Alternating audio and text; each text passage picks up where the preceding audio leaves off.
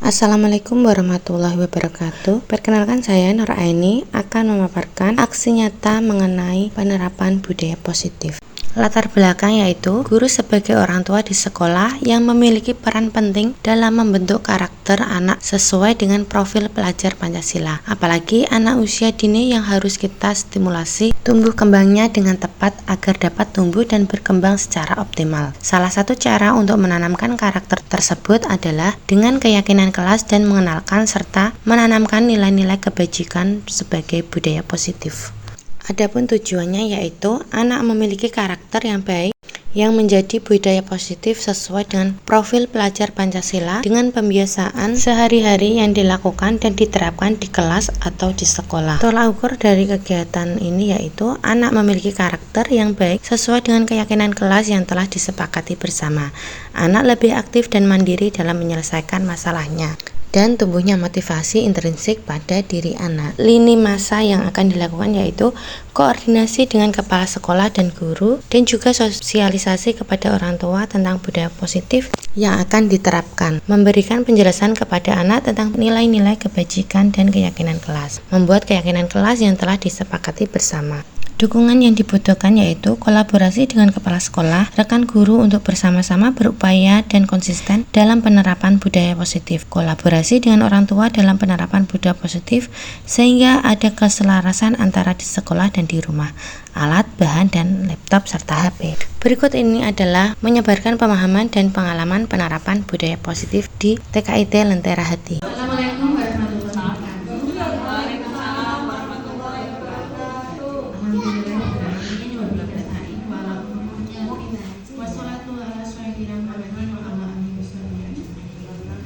Pertama, mari kita panjatkan puji syukur kehadirat Allah SWT karena pada siang hari ini kita diberikan kesempatan untuk berkumpul dalam acara diseminasi budaya positif TKIT Lentera Hati.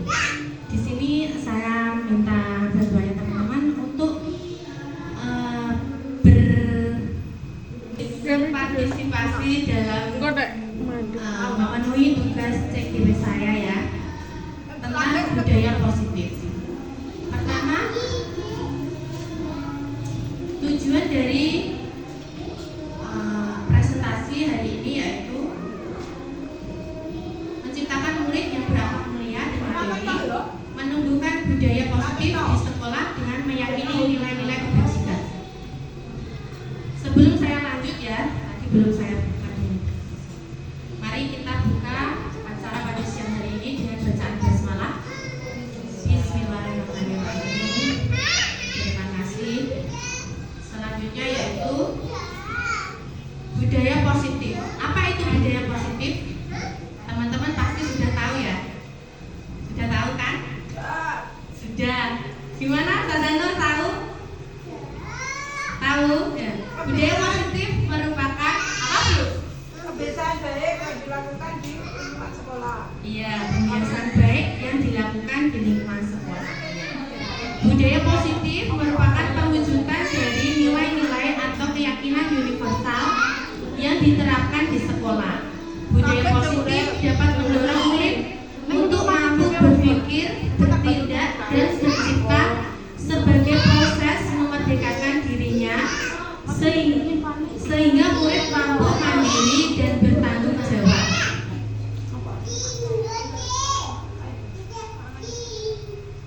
Seperti kita ambil contoh perbandingannya dengan hidup tumbuh-tumbuhan dengan seorang petani dalam meningkatnya sama kewajibannya dengan seorang pendidik yang menanam padi misalnya.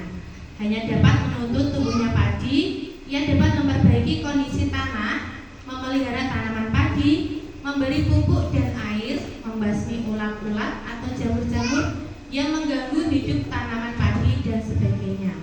Menurut Ki Hajar Dewantara, lampiran 1 dasar-dasar pendidikan. Jadi ini kita sebagai pendidik itu mengajarkan budaya positif kepada anak ibarat kita menanam padi. Jadi kita itu harus bisa menuntun, memberikan dorongan dan motivasi kepada anak untuk dapat mencapai budaya positif tersebut. Selanjutnya yaitu inti budaya positif.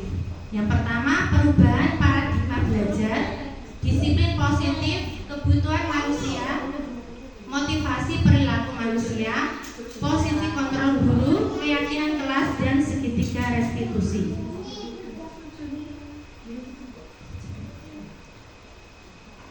Yang pertama yaitu pembelajaran dengan paradigma baru. Pembelajaran dengan paradigma baru merupakan pembelajaran yang dirancang berdasarkan prinsip pembelajaran berdiferensiasi sehingga peserta didik belajar sesuai kebutuhannya berdasarkan tahap perkembangan sesuai teori psikologi modern untuk mewujudkan profil pelajar Pancasila.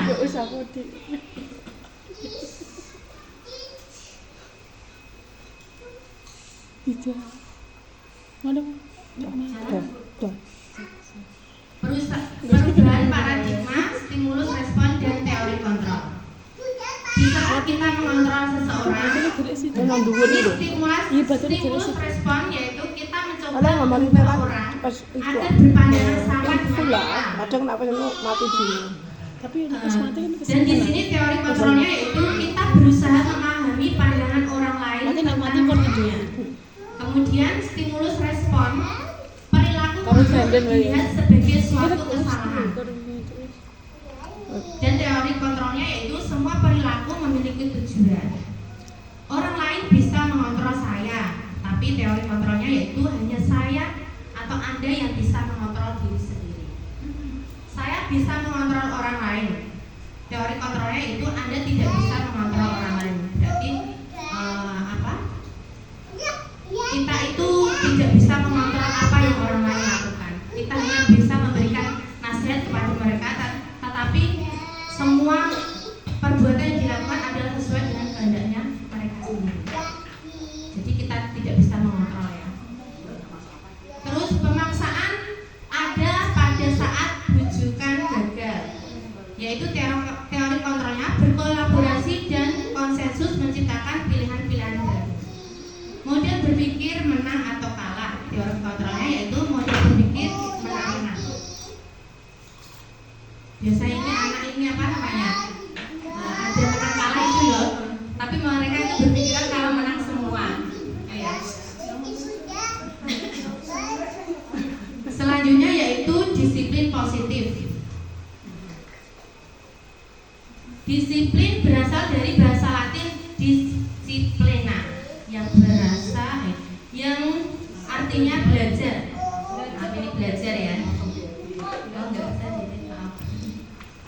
Disiplin positif adalah pembiasaan hal yang baik, mencakup sikap atau perilaku maupun tutur kata oleh seluruh warga di sekolah, terutama bagi murid, agar dapat berkembang menjadi pribadi yang kritis, mandiri, dan bertanggung jawab. Sebagai pendidik, tujuan kita adalah menciptakan peserta didik yang memiliki disiplin diri sehingga mereka berperilaku mengacu kepada nilai-nilai kebajikan universal dan memiliki motivasi dalam diri menuju perubahan ke arah yang lebih baik. Jadi disiplin positif itu merupakan pembiasaan yang kita lakukan setiap hari. Nah, di sini di Lentera Hati ya kita sudah melakukan disiplin positif, diantaranya yaitu bersalaman ketika bertemu dengan ustazah atau guru, terus mengucapkan salam ketika bertemu, berbaris sebelum masuk kelas, terus apa lagi? Dia memarkir atau meletakkan sandal pada tempatnya. Apalagi mencuci tangan sebelum makan. Nah, itu merupakan salah satu disiplin positif.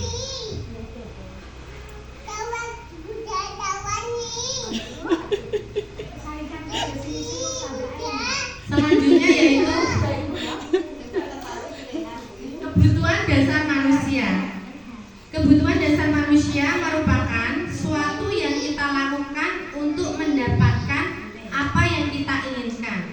Seluruh tindakan yang kita lakukan memiliki tujuan. Semua usaha terbaik yang kita lakukan agar kebutuhan dasar kita terpenuhi dengan baik.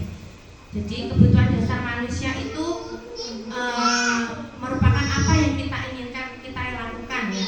Seperti contoh berikut yaitu kebutuhan untuk bertahan hidup.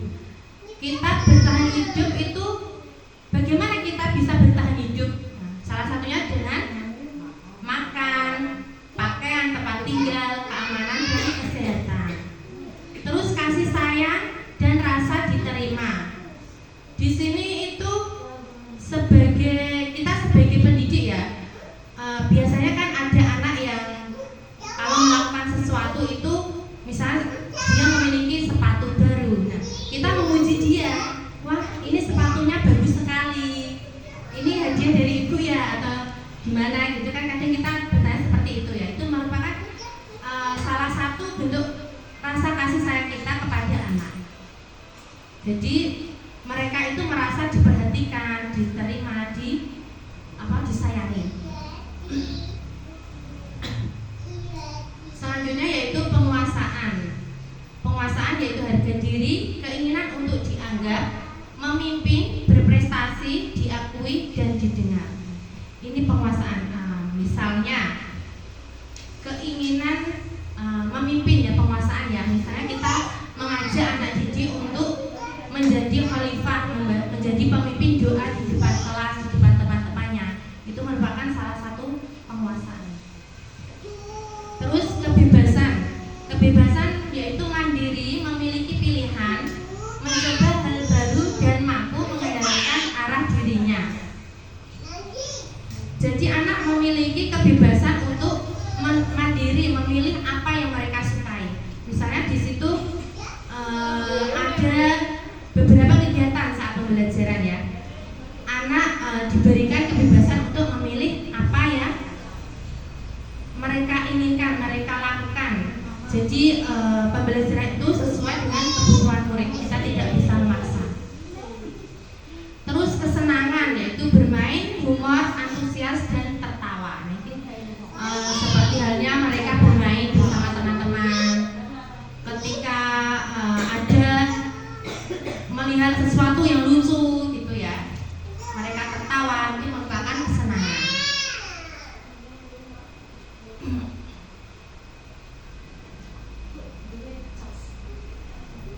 Kemudian yaitu motivasi perilaku manusia. Motivasi merupakan dorongan yang timbul pada diri seseorang secara sadar atau tidak sadar untuk melakukan suatu tindakan dengan tujuan tertentu.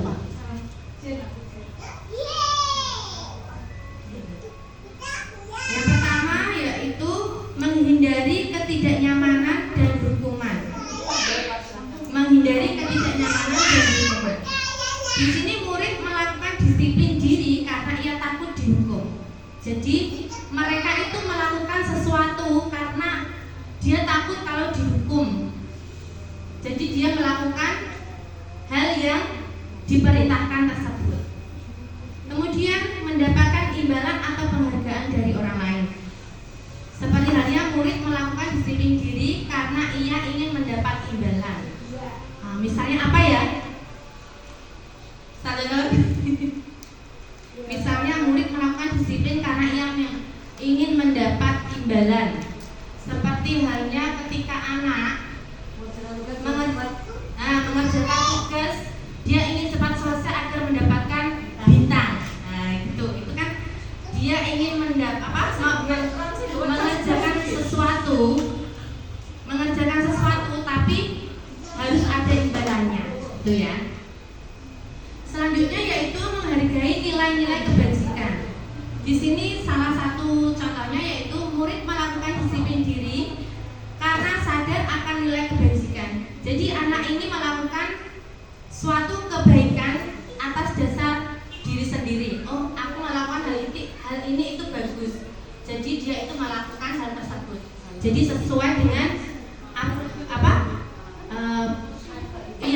kemauannya, keinginannya, karena dia tahu bahwa hal tersebut adalah baik dilakukan. Selanjutnya yaitu perbedaan antara hukuman, konsekuensi, dan restitusi. Contoh kasus di bawah ini yaitu anak tidak mau membereskan mainan ketika selesai bermain. Nah,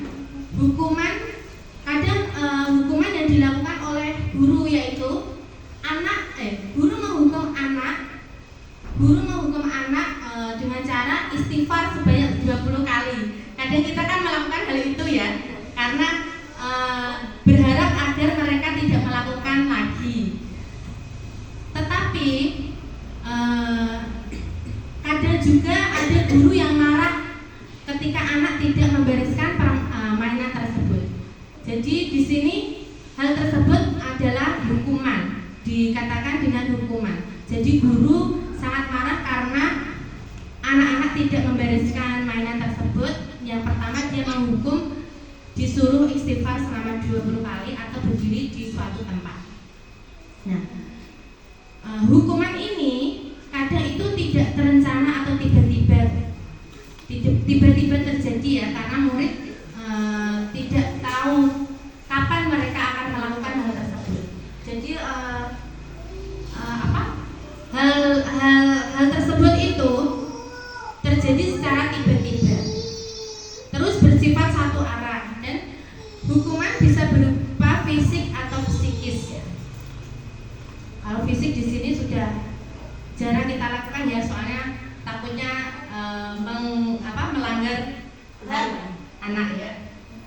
Jadi kalau fisik ini sudah jarang kita lakukan. Kalau zaman dulu waktu saya kecil itu masih ada. Saya itu masih ingat waktu rame itu satu kelas, waktu pergantian jam ya, kan nggak ada gurunya. Itu kita semua itu rame udah berbincang-bincang sama teman-teman. Setelah guru masuk kelas itu ini dicubit di bagian bibir. Dulu itu iya, waktu kecil itu saya gitu, waktu SD. Saya itu ingat nama gurunya juga masih ingat, tapi dia itu dicubit gurunya. Iya, dicubit gurunya. Sampai itu meninggalkan bekas. Ada yang di bagian sini juga, bagian ini paruh dan jari. Tapi kalau sekarang itu apa Ustaz Denor? Dilempar penghapus. Iya. Ya, terus waktu SMP. Iya. Waktu SMP itu waktu SMP saya itu ada guru matematika itu, kalau misalnya masuk kelas telat itu langsung dilempar buku gini. Piring terbang namanya. Kalau teman saya dulu mengatakannya itu piring terbang. Itu jadi untuk saat ini ya, hal-hal tersebut itu sudah dihindari oleh guru-guru karena takut itu tadi melanggar hak anak. Kemudian konsekuensi ketika anak tidak membereskan mainan, konsekuensi apa yang mereka dapat? Yang pertama yaitu biasanya guru akan memberikan konsekuensi untuk membereskan mainan atau tidak boleh bermain lagi di masa yang mendatang. Jadi kadang guru itu ketika melihat anak bermain dan mereka tidak mau beres-beres, gurunya itu memberikan konsekuensi kepada mereka agar untuk kedepannya dia tidak bermain lagi. Karena apa? Karena itu tadi dia tidak mau bereskan.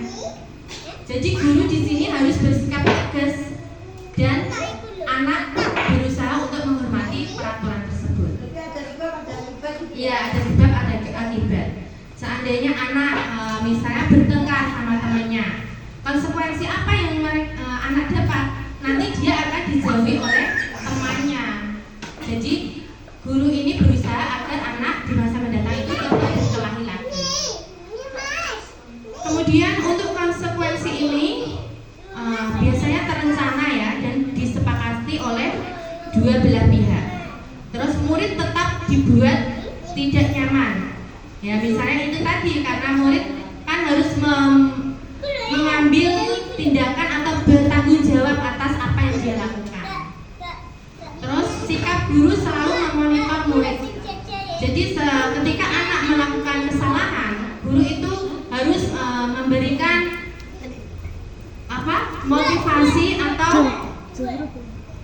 dorongan lebih agar dia tidak melakukan kembali. Kemudian yaitu restitusi. Guru menanyakan keyakinan kelas dirinya dan membantu siswa menyelesaikan masalahnya. dirinya dan orang lain. Nah, ketika restitusi di sini itu misalnya anak bermain tidak membereskan tadi ya, guru menanyakan keyakinan kelas. Nah, keyakinan kelas apa yang mereka sepakati waktu di awal bermain itu? Seperti halnya aturan main, kita membuat aturan main. Terus yang pertama tidak boleh berebutan. Terus kalau sudah selesai harus dikembalikan. Terus tidak boleh dilempar-lempar. Nah, itu merupakan ya restitusi. Terus restitusi di sini proses menciptakan kondisi bagi murid untuk memperbaiki kesalahan. Proses kolaboratif yang mengajarkan murid untuk mencari solusinya sendiri.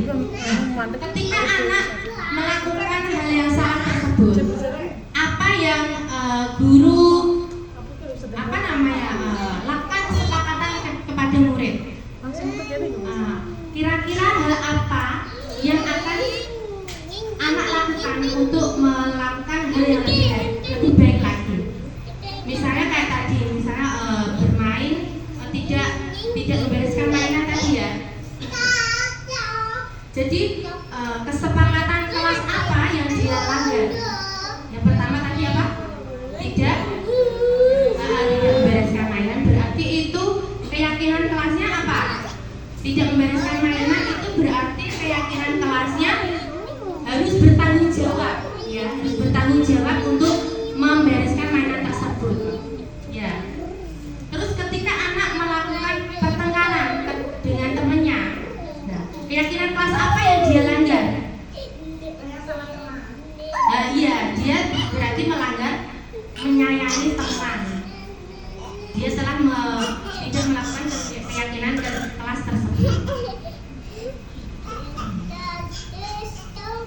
Kemudian penerapan posisi kontrol guru.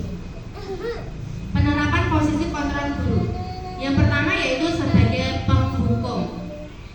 Patuhi aturan sekolah lalu berdiri di depan kelas. Nah, ini guru memberikan hukuman kepada muridnya yaitu dengan cara menyuruh mematuhi atau dia berdiri di depan kelas.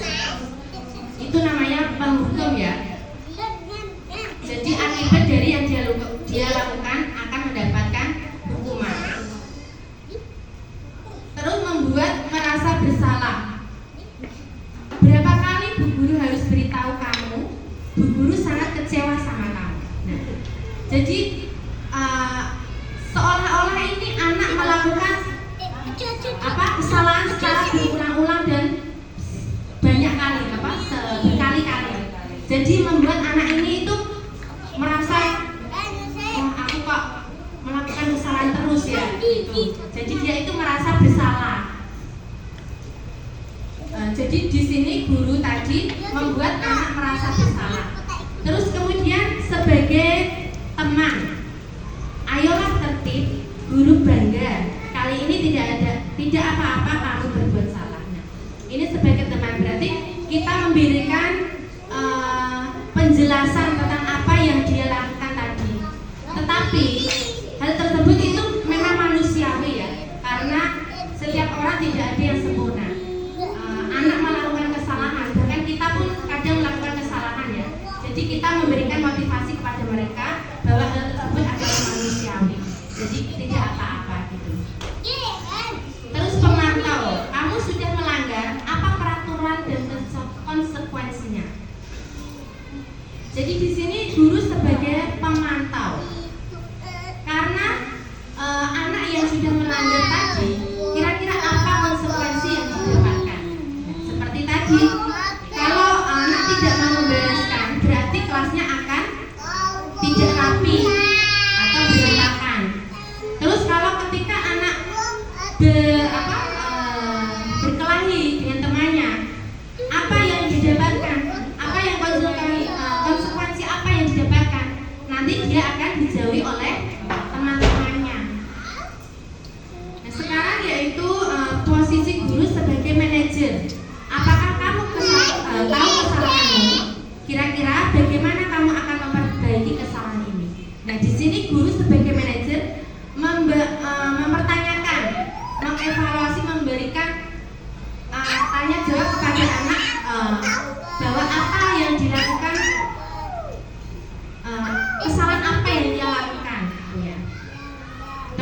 Kemudian setelah itu menanyakan, kira-kira kalau kamu berbuat itu, apa yang akan kamu perbaiki?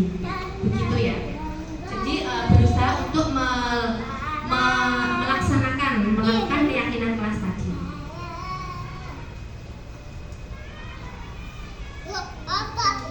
Seperti halnya tadi ya, ketika anak tidak mau membereskan mainan, dia harus membereskannya kembali. Dan ketika anak berkelahi dengan temannya, dia harus meminta maaf.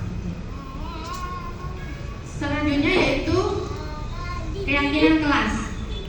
Keyakinan kelas merupakan kesepakatan kelas yang diyakini bersama guru dan murid dengan harapan dapat meningkatkan kedisiplinan murid. Jadi di sini keyakinan kelas diharapkan dapat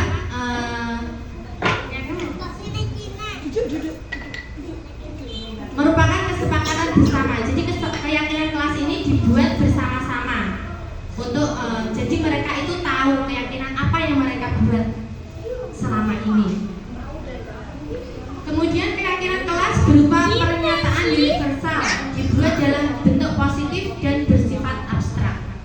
Keyakinan kelas hendaknya tidak terlalu banyak sehingga anak mudah diingat dan dipahami. Jadi keyakinan kelas itu diusahakan itu tidak terlalu banyak karena kita anak TK ya, yang simpel-simpel saja. Seperti halnya bertanggung jawab. Apalagi bertanggung jawab, terus menghormati temannya, menghargai, sopan santun. Semua warga kelas ikut berkontribusi dalam pembuatan keyakinan kelas lewat kegiatan mengutarakan pendapat. Jadi pertama keyakinan kelas itu kita buat secara bersama-sama sesuai dengan kesepakatan kelas ya. Ya, kesepakatan siswa. Mengapa harus keyakinan kelas? Mengapa tidak peraturan kelas saja? Keyakinan kelas lebih dianjurkan daripada peraturan kelas karena menekankan pada pembentukan nilai-nilai dan prinsip-prinsip yang mendasari perilaku siswa, bukan sekedar kepatuhan atau aturan eksternal. Jadi keyakinan kelas di sini merupakan peraturan yang menekankan nilai-nilai yang positif daripada peraturan tersebut. Kalau peraturan itu biasanya kan ya dibuat secara mutlak ya, seperti halnya kalau peraturan dibuat untuk dilanggar kan? Peraturan dibuat untuk dilanggar.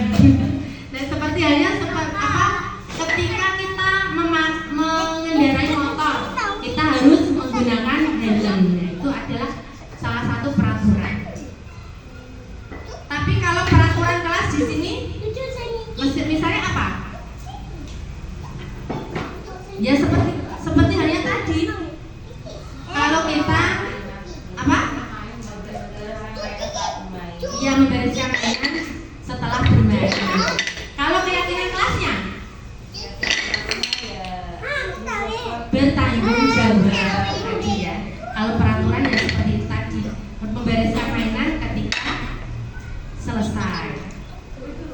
Terus pendekatan ini mendorong internalisasi nilai-nilai, membangun karakter dan menciptakan lingkungan belajar yang positif serta memberdayakan, di mana siswa merasa memiliki dan tanggung jawab atas tindakan mereka. Yuk kita asli dulu yuk.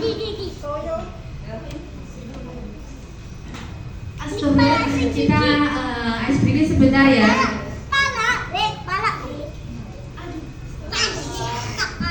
Yuk semua berdiri, Bu Dewi, Dada Malika, Dada Nur, Dada Is, kamu berdiri enggak?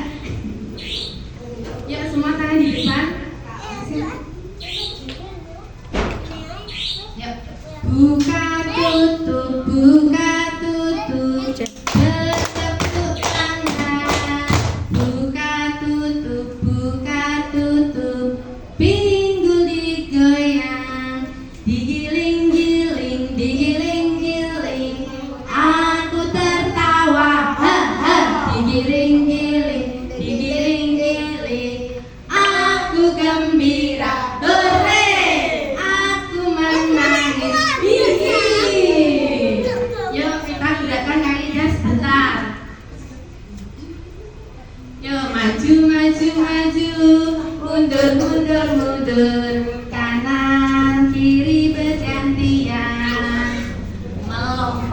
berjongkok, berdiri berjinjit, lari berkeliling bergembira. Lari berkeliling bergembira. Terima kasih tepuk tangan. Silakan duduk kembali.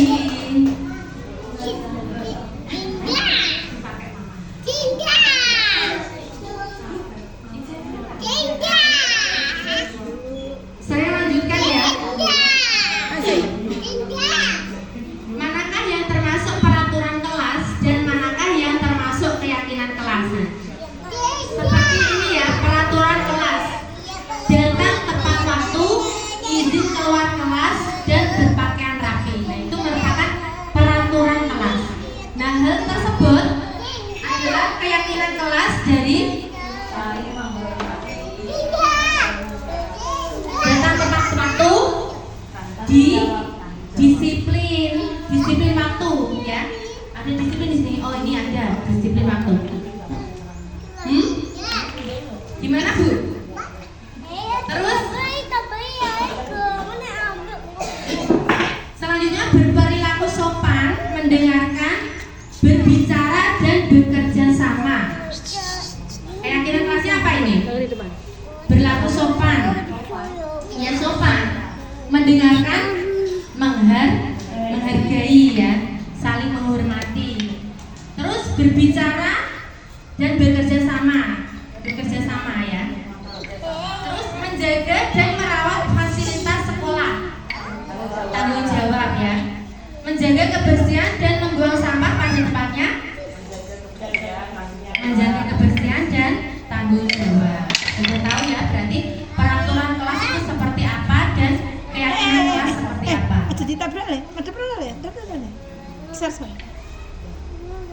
Kemudian yaitu segitiga restitusi. Segitiga restitusi terdiri dari 3 bagian, yaitu yang pertama menstabilkan identitas, yang kedua validasi tindakan yang salah, dan yang ketiga menanyakan keyakinan. Segitiga restitusi adalah suatu proses dialog yang dijalankan oleh guru dan orang tua agar dapat menghasilkan murid yang mandiri dan bertanggung jawab. Segitiga restitusi membantu murid memiliki tujuan, disiplin positif, dan memperbaiki dirinya setelah berbuat salah. Restitusi bukan menembus kesalahan, namun untuk belajar dari kesalahan. Nah, di bawah ini salah satu contoh menstabilkan identitas. Ketika anak melakukan kesalahan tadi ya, kita menstabilkan identitas dengan cara yaitu tadi tidak menyalahkan anak,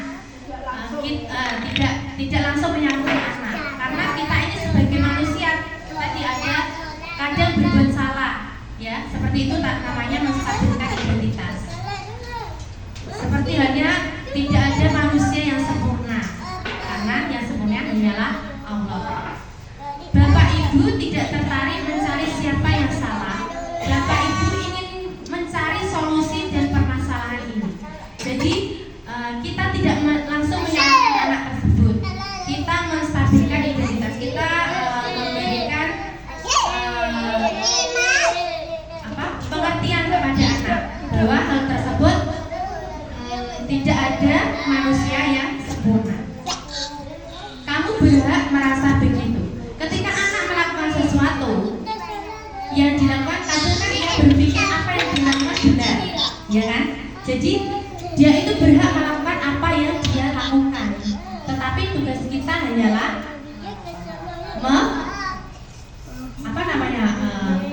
membimbing mereka, menuntun mereka untuk berbaik. Selanjutnya yaitu validasi tindakan yang salah. Kamu pasti punya alasan mengapa melakukan hal ini. Seperti halnya ketika anak berbuat salah, mungkin berebut mainan, terus ngeprok temannya ya, memukul temannya.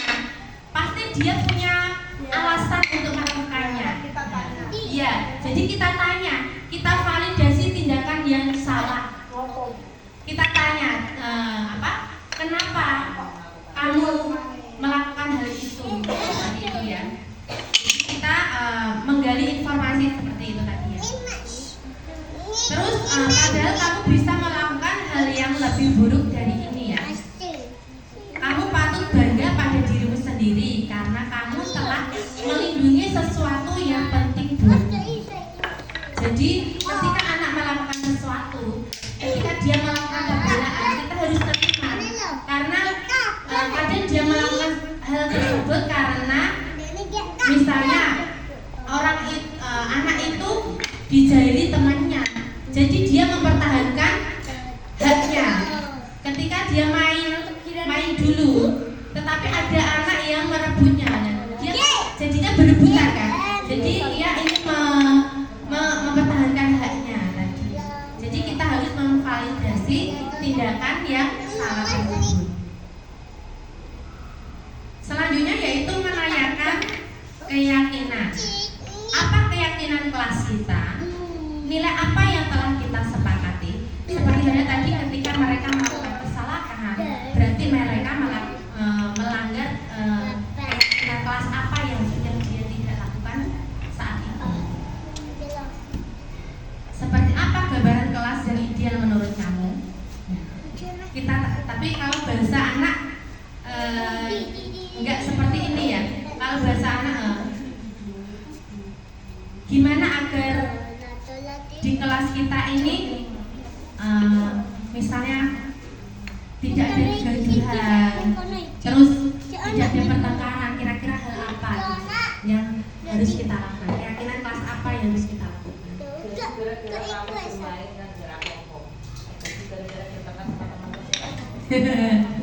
Gimana Mas?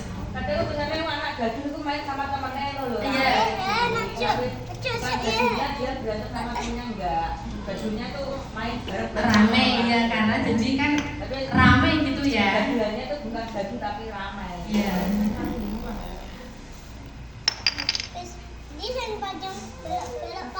Selanjutnya yaitu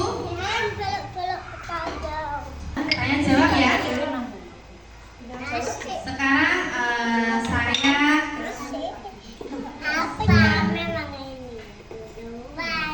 menanyakan keyakinan kelas tadi sudah. Kesimpulannya yaitu atau mungkin sebelum saya membacakan kesimpulannya, bisa yang mau bertanya silakan. Bu CGP, Bu GP, Ustazah Asih, ditambahin Gus. Monggo.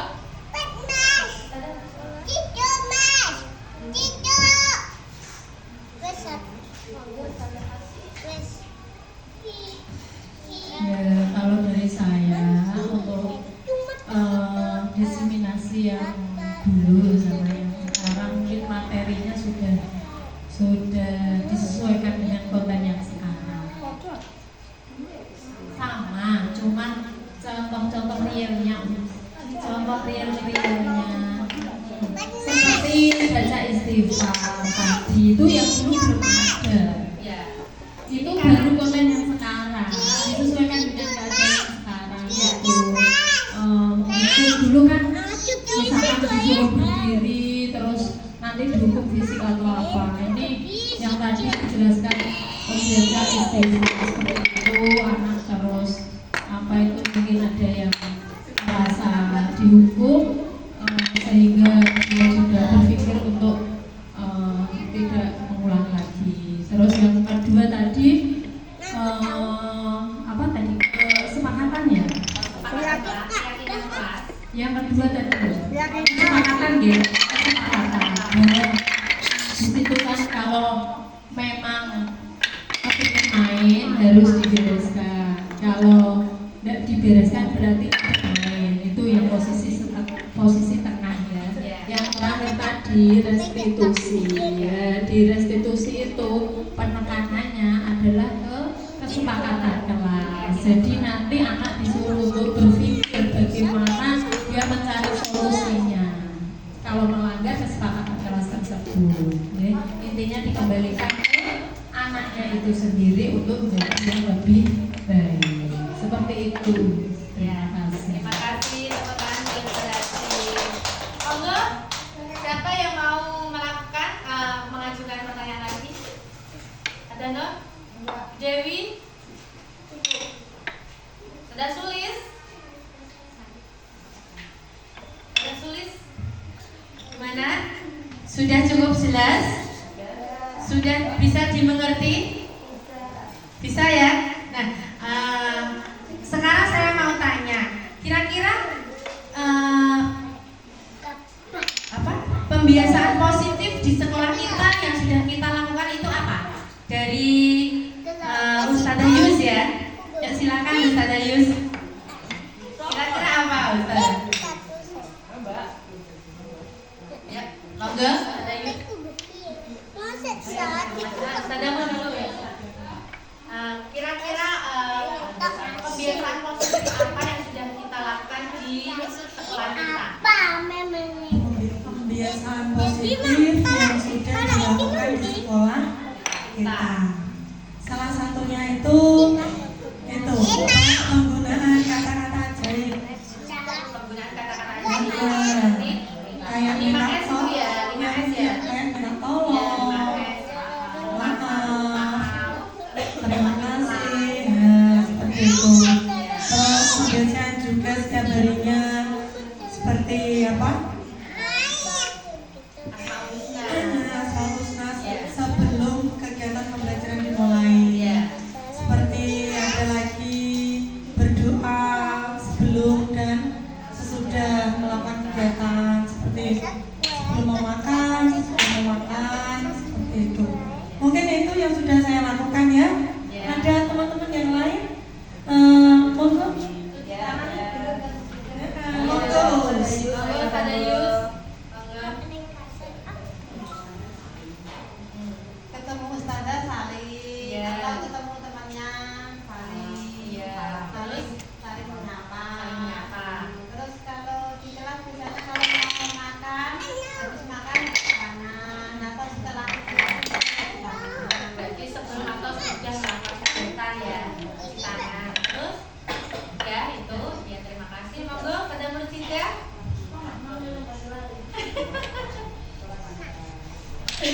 Tanggung jawab membereskan mainan setelah bermain, Ya, memarkir sepatu tas di tempatnya, ya. terus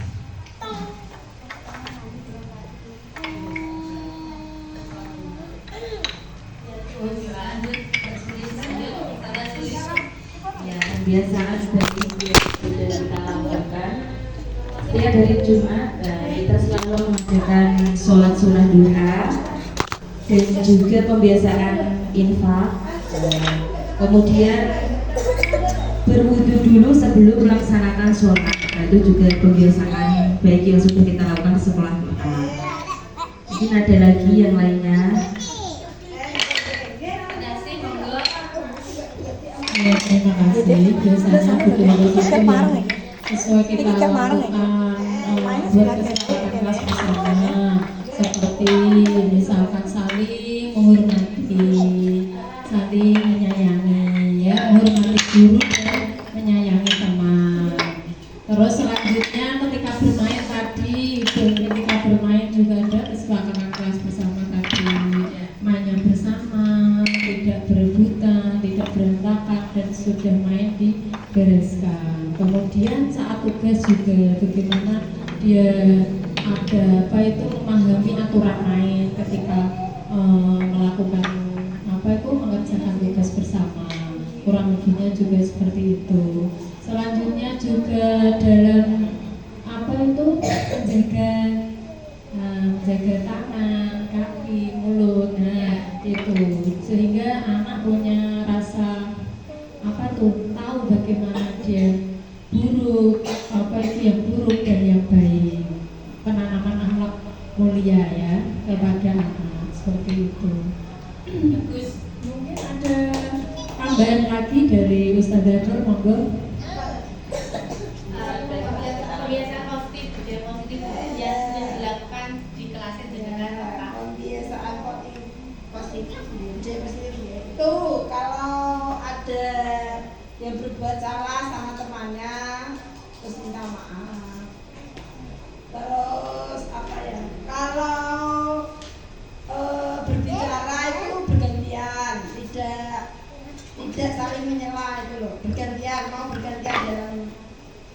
berbicara. Terus mau antri ketika mau cuci tangan, nah itu kan antri, sabar giliran, tidak oyo-oyoan, tidak berebutan. Apalagi ya? Banyak ya. Ya itu saja dari Kita sudah saya. banyak melakukannya ya. Cuma kita dulunya kan nggak tahu itu namanya apa. Saudara Dewi, monggo. Ya.